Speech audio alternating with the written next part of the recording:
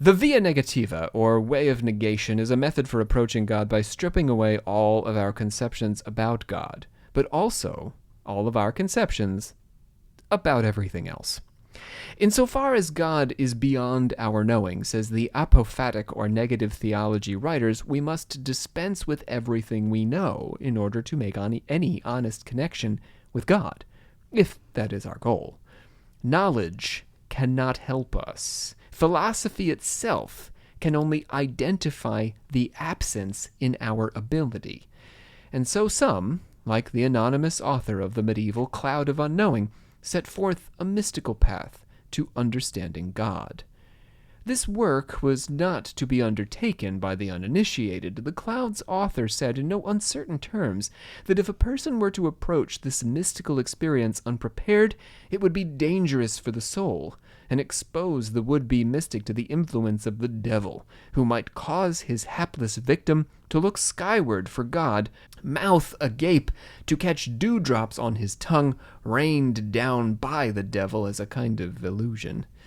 For, you see, God is beyond the physical. He is beyond upward or downward, skyward or groundward. He is everywhere, and he is beyond everything. Today on Occult Confessions, the Neoplatonists and the Cloud of Unknowing. My name is Dr. Rob C. Thompson, here with Johnny Cook, our patron progenitor.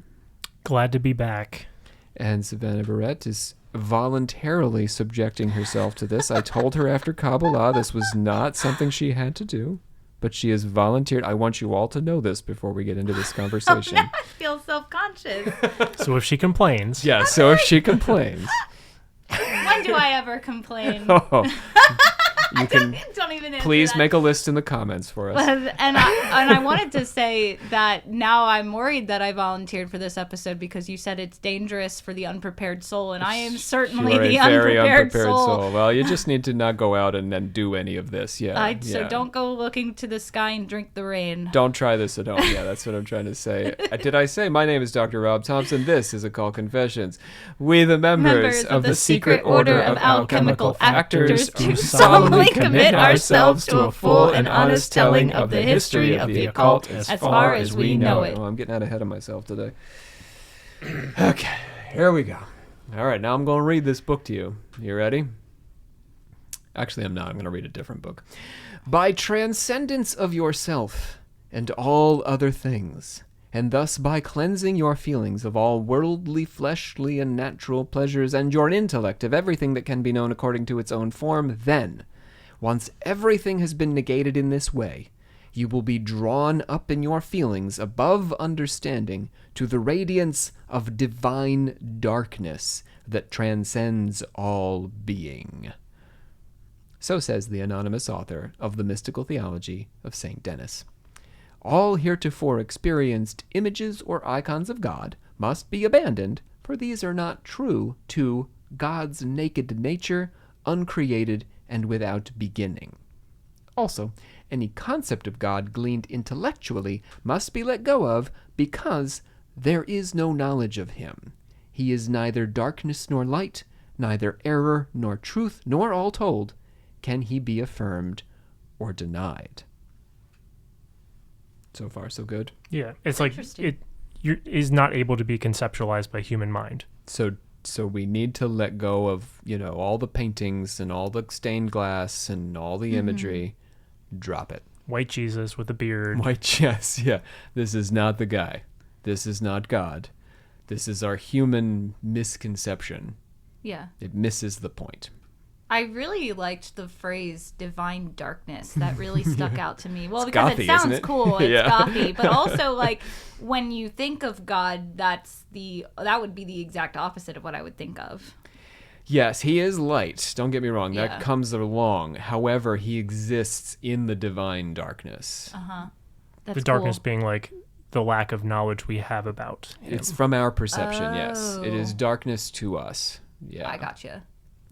There are no substantial guesses about who the author of the mystical theology of St. Denis is, but the book was composed in the 14th century, same time as the Cloud of Unknowing, and it is the same author as the Cloud of Unknowing, which is our focus for the day. How do we know it's the same author? It's scholars and stuff. Okay. I think the time it was written, the place it was written, the style it was written, these sorts of figures. The handwriting's the same. I don't know. Yeah, there must be some. That wasn't actually in the book, but there must be some reason if they're all combined in one volume. Okay. It's just weird that they wouldn't have any idea who it was, but they were sure that two different documents were by the same. The philosophy is pretty similar, so I think Okay. that has something to do with it. So it's not. Sorry, it's Go not. ahead. So it's not like the Gospels of the Bible, where it's like, okay, it's sort of same subject matter, but very different writing styles, and there's some disconnects between the authors. Yes, we feel pretty good that these are all by the same guy. It doesn't matter a whole lot for our purposes because the mystical theology of St. Denis is very short. Okay. And it says the same things as the Cloud of Unknowing in different terms. It's just sort of like summarizing that. And then there's one other book that is also attributed to this author, but we don't know who the author is. Gotcha. Written in Middle English, may have taken its name from a line in Augustine's Confessions. Some scholars believe the writer was a Carthusian, which is to say an enclosed order of priests and monks and nuns that started in 1084. Nuns and priests, of course, enclosed separately. Henry II built the first Carthusian monastery in Britain as penance for the murder of Thomas Becket. See our earlier episode on this subject. Carthusians were a collective of hermit monks who lived in cells separated from each other and took their meals through a revolving compartment. Have you heard of these guys, John? I think so. They voluntarily interred themselves. There's anchors and stuff too, yes. Okay. These guys are not stuck. This is just how they're choosing to live for a little while, and then eventually, often they go out into like a priestly role. Gotcha. And they leave. So like an anchor, I believe it's an anchor, are the ones that are penned into the wall. Yeah, that's one I Oh. thought, where they were like put in with like a child or like a dog or something. An anchoress or an anchor, yeah. Yeah. Or by themselves. What are you talking? Well, I guess that's a completely separate subject. As the I thought that's what we were John was talking about, but it's different. That sounds wild. What do these cells, like you say cells, like do they look like prison cells? Or do you just like, is that just a term you're using to describe this like little room? Yes, I'm correct. I'm sorry, I didn't want to be saying anchor or anchoress and be wrong. Yeah. Anchorite. Say that again. Can I? What did I ask? Yes, the cells were like prison cells. Oh, or... yes, yeah. Are the cells like prison cells, or are you just using that as to describe like what the room, like it was a tiny The room? point is to be solitary. You also have a little garden, as I understand it. Oh. And So did you have like a place you could go outside? Uh-huh. Oh. But you never saw people, except Okay. on Sunday. On the weekend, you got to see people at church, and then you would go for a nice walk with everyone. So not quite like an anchor. And the anchorite would actually see people through their wall. You could come visit their a window or whatever, but they just remained anchored to that place. Who brought them food? People. Oh. It was still in the monastery. Yeah. Yeah. Oh, it was just a separate part of the monastery that these people did You this in. chose to be anchored to it. Okay. Yeah. But this is not that. The Carthusians. Wait, Maybe like a where's temporary the revolving? Well, I was talking about the revolving. Yes, so you just don't see them. You would put, so let's say you're the cook of the monastery. Okay. You would put the food on one side of a wall And then on a they little would spin dolly, it. and then I would spin it, or you would. Either of us could Yeah, spin it, and then I okay. would receive my food without ever seeing you. Okay. Yeah, and that's the point, that I need to not see humans for the week, so that I can continue to focus on my divine contemplation. It's like temporary hermitude. Yes. Interesting. They gathered, as I said, for community mass, a weekly walk. Twice a year, family members could visit, and the hermit would consult with a spiritual advisor. The concept of a spiritual advisor comes up in the Cloud of Unknowing quite a bit, so I think that's possibly why we think this guy was a Carthusian monk. The question becomes, how does one know or experience God if, as we said earlier, images and knowledge are no aid? So it's not just the stained glass, it's everything you've ever been told. Because you've only been told by a human who has other preconceived notions and they've been passed Imperfect. down. Yeah. Exactly right. In the much longer Cloud of Unknowing, much longer than the theology of St. Denis, by the same author as we're talking about, the writer offers a method. He says, "Lift up your heart towards God with a humble stirring of love, and think of himself, not of any good to be gained from him." God, he says, is forever beyond the reach of knowledge, and so God can only be grasped through the loving faculty, and then only in the darkness of a cloud of unknowing. So you can't sit there and think about God, because you're going to be wrong. Mm-hmm. You can only sit there and love God. That sounds really familiar, doesn't it? It does. Yeah. I find there's a direct line between this thought, and we're going to cover Pure Land Buddhism, and then some of our favorite philosophers of the 20th century. With love for God, you must willingly enter this cloud of unknowing and put behind yourself a cloud of forgetting. So you're sort of like in a cloud sandwich. Sorry. Behind you, you've forgotten everything about the natural world and your Okay. life. Ahead of you is complete ignorance. You know nothing, is darkness. And you sit there in that space and love toward God. And hopefully something happens. Okay. It sounds similar to like in the Bible. It says like, come unto me as a child. Mm-hmm. Where it's like, oh yeah, a child's not really going to have like a ton of preconceived notions. They're just going to love. We take this even further, right? Come unto me as a baby. Yeah. Day one. Day one baby. But I see what you mean, John.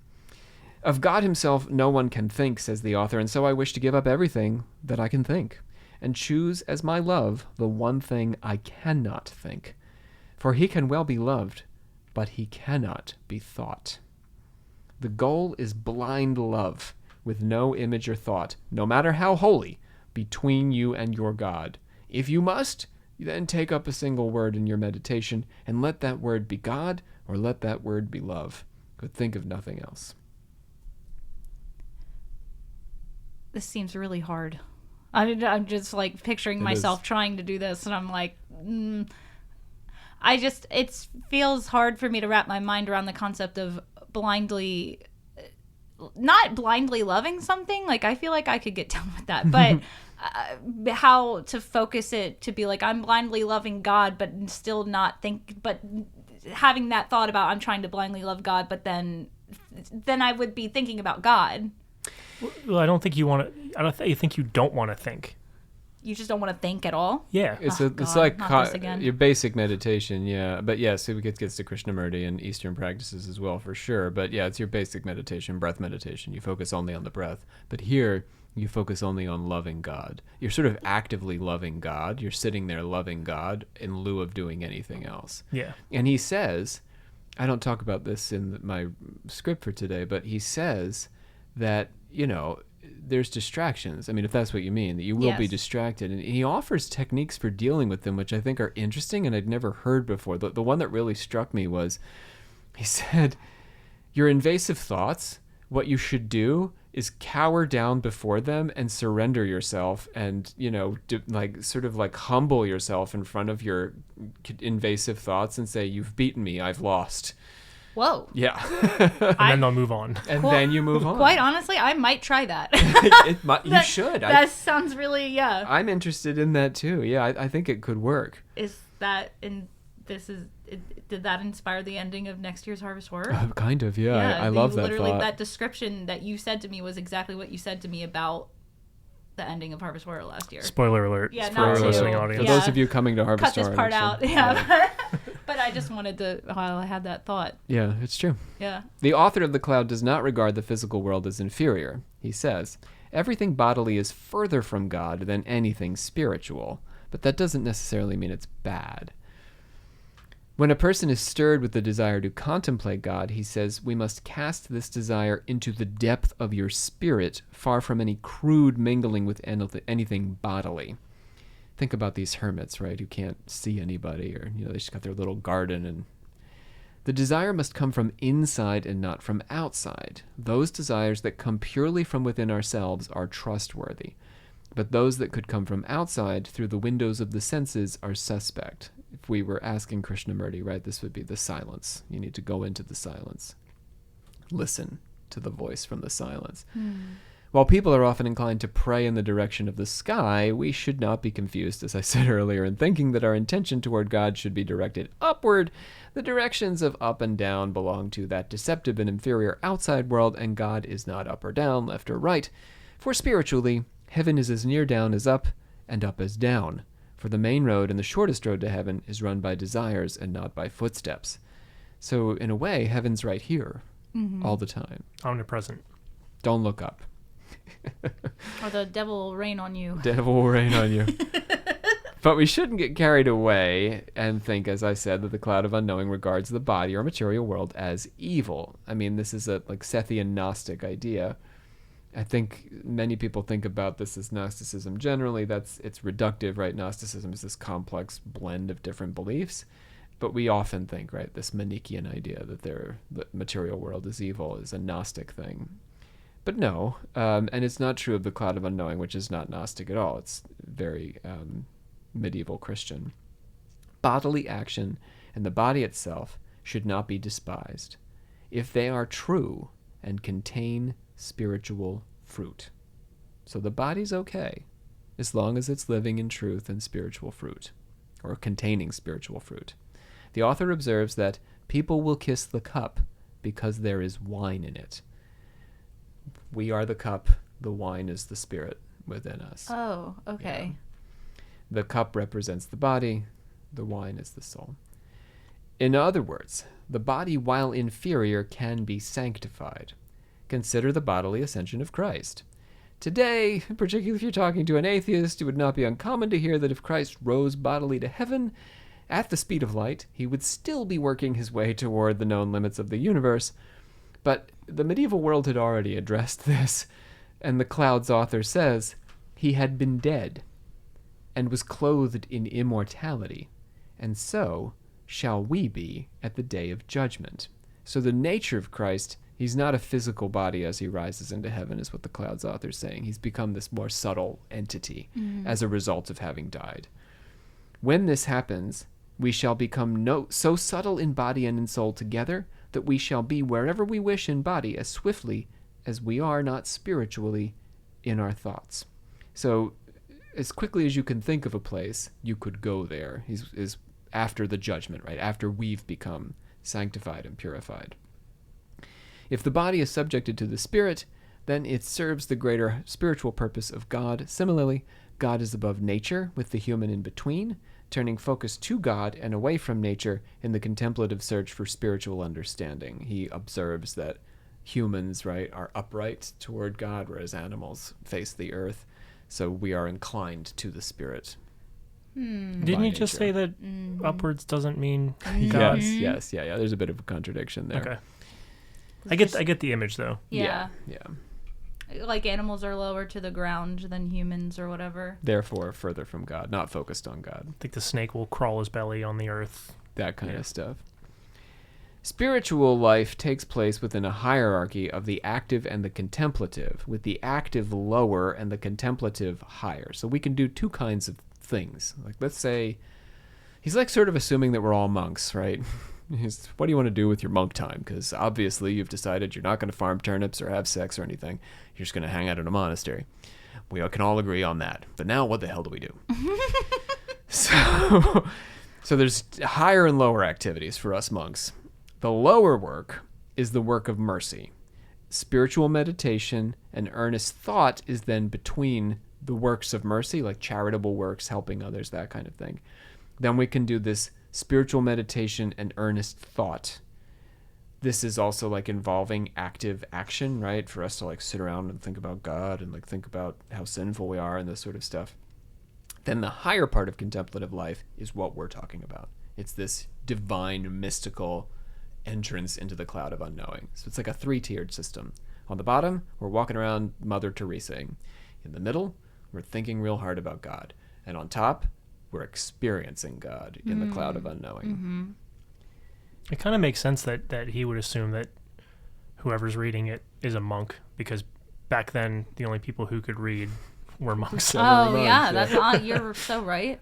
Beyond that, like there's all those prohibitions about do not share this with the uninitiated. Don't just let anybody read this. So the assumption is that the book is being passed among monks. Consciousness is similarly arranged according to a hierarchy. Reason and will work in the realm of the spiritual, whereas imagination and sense perception do not, with the imagination and sense perception aligned more closely with the body. The imagination? And because you can imagine all kinds of stuff. You imagine Jesus is white with a beard. Sure. Wears a toga. Oh. Or you can imagine, a Thanksgiving dinner or a sexy lady eating Ooh, a Thanksgiving yeah. dinner. With a beard. With a beard. A sexy bearded lady eating Thanksgiving dinner. Okay. That's a holiday in America where we eat turkey, for those of you who don't know. I don't eat turkey, I'm a vegetarian. Anyway. I just think it's interesting that's where your mind went to. Sexy lady eating Thanksgiving dinner. I'm like trying to combine all the like worldly things that we could imagine. Maybe I secretly lust for turkey. That's what I most miss since I've been a vegetarian. So you just watch sexy ladies eat it. Sexy ladies eat it. I don't even know if I need them. Maybe I just need the just the turkey. Just to see the turkey is enough. See, the imagination is just an awful thing. Right, it can do all this stuff. That's why it belongs to the bodily. Oh, but I love imagination. Imagination. I wasn't even going there. I was thinking SpongeBob. SpongeBob also he did imagination. Oh. But yes, There's also the South Park. Imagination Land is my favorite South Park episode. It's a good one. Episodes because Yeah. it's like 3 of them. But Reason cannot achieve spiritual insight alone. However, as a result of humanity's fall in the Garden of Eden, that's sort of the reason. Otherwise, we could have used our reason to achieve spiritual insight, but we fell with Adam, so oops. Adam ruins everything. Every time we talk about this, it's Adam? always Adam's fault that you say this every time. I blame Eve. Yeah, well, Oh, Adam does shut too. up. So do these guys. Before the fall, reason and will... Actually, the Cloud of Unknowing doesn't care about Eve. He's mostly focused on Adam. It's all dudes all the time. It's a monastery. But that's like kind of what's the word? What's the word like very man focused? And like thinks men are better and what's that word? I know I was trying to think of a smart ass answer too. That was a good one, though. That was misogynistic? Yeah, it's kind of misogynistic to not blame Eve because she did it first. I don't know. Misogyny is hating women. I don't know that's that you necessarily... misandrous. Oh, you mean Misandrous is hating men. Yeah. But I don't think you necessarily have to like men to hate women. I could hate women and also hate men, or hate women and feel neutral about men. No, it's not. It's not even hating. It's just like, oh yeah, Eve couldn't help herself. We can't blame Eve because she's she's weak and powerless. weak. Yeah, We have it's to blame the condescending. man. Yeah, it's got to be the man. That's I see what you mean. Yeah, that's why I blame Eve. this has been fun. Me, a feminist. You are a feminist. Before the fall, I blame women for the fall of man. it's all about it. Before the fall, reason and will could commune easily with God. After the fall, they require the intercession of God's grace, such that humility is essential to this work. We can achieve nothing by our own powers alone, even the work of contemplation. Or imagine us cowering down before our intrusive thoughts, our invasive thoughts. We are powerless. We have to acknowledge how humble and useless we are. We must rely on God. He says, you have as much of it as you will and desire, neither more nor less, and yet it is not a will or desire, but something you do not know what, that stirs you to will and desire, you do not know what. It's all very mysterious what it is that gets you to this place where you can commune with God in the darkness, is what he's trying to say. It's not you. You don't do it. Only through God's grace can you achieve this. You must allow yourself to be led blindly by God. I mean, there's a logic to this. We can't be blind and fully loving if we believe in our own power and that our own power is responsible for this. How can you fully love God if you think you're doing it? It's almost like God should be grateful, right? But that doesn't make any sense. Oh, yeah. Yeah. And hearing you say God should be grateful instantly made me tense up. I was like, oh, Right. I don't But if you think, oh, this is me doing this, it's Yeah. my power, it's my humility is such a core part of this. We must humble ourselves. We must be fully blind, in which case only God can guide us, the beloved. That sounds kind of how I was raised with primitive baptism, was you like, people are no good. It's the Holy Spirit that enters them, that allows them to reach for God. I think the Cloud of Unknowing doesn't need to go to no good place. I don't think it bothers with that. Okay. Which is healthier, in my opinion. Yeah. But nevertheless, because the Cloud of Unknowing is so positively focused. I mean, it's negatively focused, right? But it's all about, the focus is so on God that it's unconcerned with sin to a large extent, because it accepts that we're all sinners, and we need to just sort of like accept that and move on. We're all imperfect, and it's really okay. Like, that's just the nature of it. Now what? C'est la vie. Right. Yeah. There's no, I don't know, John, I don't know about primitive baptism, but there's no like self-flagellation over this. There's no sitting around in guilt or shame over it. No. It's just how it is. Yeah. We're all kind of messed up. It's true. Indeed, humility is a recurring theme. Pride comes from believing we have acquired so much bookish knowledge that we know best, but also lack of knowledge causes great pride. I love that quote. Me too. That's great. This is a common human failing if you've ever been on, I don't know, Twitter. The author says, anyone who could truly see and feel himself as he is would be truly humble. Right? Yeah. If we just take a moment to picture our smallness in the world relative to the universe, right? And all even the people on this planet, even the people in this state, we would be humble. It would humble us, and we should be. It's like the saying, like, I know enough to know that I don't know everything. Yeah. Yes, we should learn enough to realize how little we this. know. Yeah. Yeah.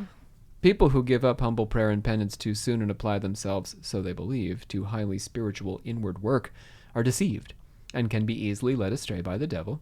Sometimes the devil does inflame their brains with the desire to uphold God's law and destroy sin in everyone else.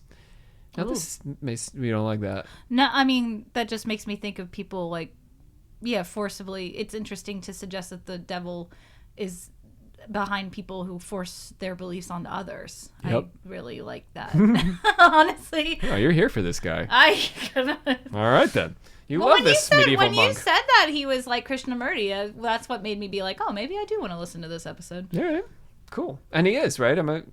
Yeah. I mean, we can stub in some Proto-Krishna. Krishnamurti terms, yeah. It's very Christian, don't get me wrong, Oh, which yeah, Krishnamurti yeah. is not, but Christian Murdy. Christianmurti. So while this may sound like a good thing, right, that our brains are inflamed to uphold God's law, it is a recurring theme of the Cloud of Unknowing that we must never judge other people. Yeah. No Love one, that. says the author, should be judged by others here in this life for the good or evil that they do. So many good quotes from this. Yeah. Love that. And it frequently happens that some who have been hideous and habitual sinners arrive sooner at the perfection of this work than those who have not. This is a little contradictory about the uninitiated not attempting it, but I think it comes back to like penance. If you admit that you are a sinner and, you are willing to, humble yourself in that way, that is the preparation to do this work. And people who are not able to do this should go nowhere near it. It's just going to be the devil all the time. Furthermore, the author says himself in the book that he's a terrible sinner. He says this several times. Even the lowest sinners are capable of communing with God through grace and prayer. He says, even though it were a very sinful soul, if it could, through grace, manage to shout such a little syllable in the height and the depth, the length and the breadth of its spirit, the violent noise of this shout would mean that it would always be heard and helped by God.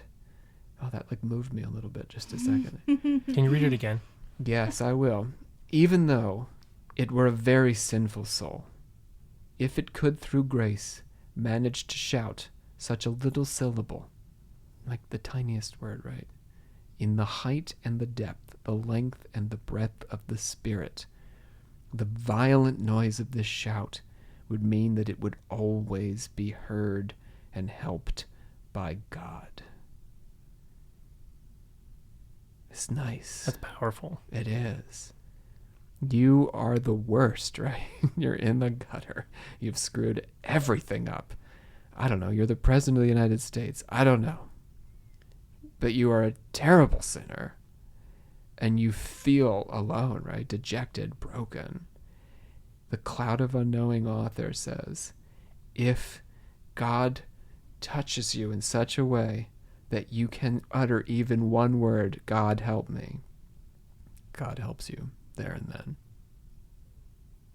Confessing to yourself, and in this Catholic world, your spiritual advisor, because you need a confessor, this is Catholic, that you are a lowly sinner is required. Such a person who ventures out to find fault in others and fails to recognize their own faults is anathema to a truly good and contemplative life. They may come to rely too much on their own knowledge and abandon the accepted teaching of Holy Church, which is the way to blasphemy. So no, we are not dogmatic here on Occult Confessions. I know we're loving on the book of the Cloud of Unknowing, and I do love this book, and I've been looking forward to doing this episode for some time. Honestly, it's been sitting on my shelf.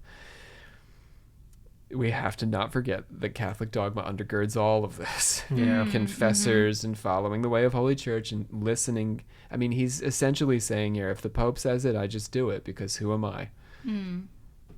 Humility requires of him to just go with it. However, humility is also a very good thing insofar as it keeps us from judging others and allows us to essentially not become assholes. Yeah. Walking around saying I'm better than you for this, that, or the other reason. You don't know. How do you know? You don't know God. You don't know the will of God. That's a very occult confessions thing. Nobody knows the will of God and should never speak for God. Before the fall... Which is why you shouldn't judge other people. Right, because you don't know. Yes. Leave them be. Before the fall of Adam, or Eve, depending on who you talk to, imagination was ruled by reason. I guess it's really both of them. I was about to say, I can admit that both of them fell. Yeah, absolutely. It's a double fall. Imagination, remember imagination, was ruled by reason and a little purple dragon. And sense perception, no? Was that a reference to Figment? Yes, it was. Disney No. reference? Ruled by reason. That was a and Dragon Tales reference. No. Ooh, yeah. It's a 90s Disney reference. Before the fall, imagination was ruled by reason and sense perception by will. Okay, so let me say this again. Your reason is in charge of your imagination, so you don't go imagining sexy ladies eating dinners. Because No, it's that's Thanksgiving ridiculous. Yeah, Thanksgiving. It's absurd. Why would you do that? Says your reason. Get on with something useful. Your will controls your senses. So it keeps you from going around, sniffing sexing ladies and their dinners. Yeah, it's a bad idea, says your will. But we live in a world where both our imagination and our sense perceptions can run away with us, and we find ourselves sniffing ladies and dinners. We must... I don't prepare this stuff. I literally come up with this here in the room. For any of you at home who think that I'm writing these jokes out in advance, no. I don't know if anybody does. Hopefully they don't. Yeah, this is pure improv. We must... Pure gold. Just following a stream Right. of consciousness. Right, yeah. Leave it in the comments, right? I like the episode, but I don't like all the Thanksgiving dinners. I don't like talking about sniffing ladies. More men should be sniffed in this episode.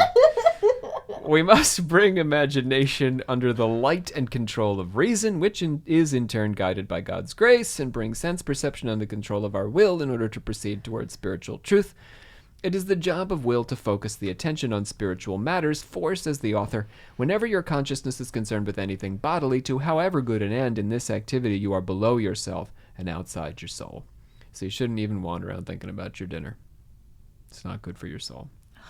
Got to think about God, because the dinner's coming. It'll be on that rotating plate. Oh, well, I guess that's harder to think when you don't have dinner delivered to you on a rotating plate. He's a little spoiled in that way. Yeah. I mean, Because I was just thinking, I'm like, Some well, of us you gotta boil pasta Yeah, and I was about to stuff. say, you got to figure out how to get your dinner. There's a but- job to be done here. you just pull up to the McDonald's drive-thru. I guess it's the same same idea, yeah. I guess. We're all Carpathian monks in a certain sense at the McDonald's drive-thru. Like, when's the last time you went through a McDonald's drive-thru, Rob? 94. 4. Oh my God. There are some. Well, you're not doing your monk routine right now. I probably did it in college, so wasn't that long ago. This is the last time I enjoyed it, though. there are many, no, probably 89 when they had the Mario toys. There are many salubrious results to this work. While it may be difficult, salubrious, Word, yeah, good stuff. Many word? good results can come from this. Salubrious, salubrious. Many nice things. Oh, that's your SAT word for the day. Okay. Do we still do the SAT? I never did. I did it. It's good for you. A long time ago. I was homeschooled. We didn't have that. It. No SATs at home. While it may be difficult at first, only number 3 pencils in the homeschool. While it may be difficult at first, over time it becomes like meditation restful. I mean, this is a common occurrence for any meditation, right? At first it's like, this is so hard, and then it becomes easier and easier as you go. The author clarifies Jesus' concept of turning the other cheek by explaining that this work of loving God ignites in the believer a boundless compassion. A perfect worker in contemplation has no regard for... a perfect worker in contemplation has no regard to any specific person for his own sake, whether kin or stranger, friend or foe, for all alike seem kin to him, and none seems a stranger. It's like a perfect Buddhist compassion. You love all. It's also Jesus, to some extent, loving your neighbor as yourself. Freud said it wasn't possible. Freud was an atheist. Also, an esoteric understanding can arrive in the midst of this work by God's grace. Perhaps he will at times, God that is, send out a beam of spiritual light, piercing this cloud of unknowing that is between you and him, and show you some of his mysteries, of which human beings are not permitted or able to speak. So you can have a mystical revelation of God if you just get used to hanging out in the cloud. But you can't speak about it. No, you can't say what happened later. That's just between you and God. Moses did that, and that was it. That was the last time anybody could do that. Oh? Didn't John do it?